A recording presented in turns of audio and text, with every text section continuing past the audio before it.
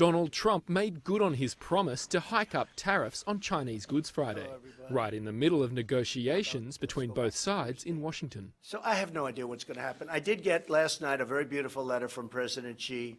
Let's work together. Let's see if we can get something done. But they renegotiated the deal. They kicked in a minute after midnight East Coast time.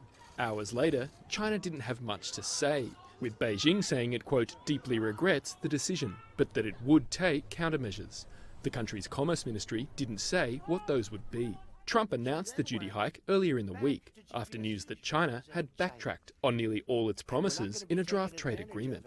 The news shook up the markets and gave US importers of Chinese goods less than 5 days' notice. But this time around, the tariffs won't be applied in quite the same way as the previous 3 rounds from last year. According to US authorities, any goods which left Chinese ports or airports before the midnight deadline will not be subject to the new increased duty. Goldman Sachs called it a window of opportunity, a few weeks for negotiators to hammer out a deal before the tariffs really bite. Facing the most pain, high-tech goods from internet modems to circuit boards, but also more humdrum items like vacuum cleaners and furniture. One industry insider called the hike, quote, disastrous for the tech industry and the public as well.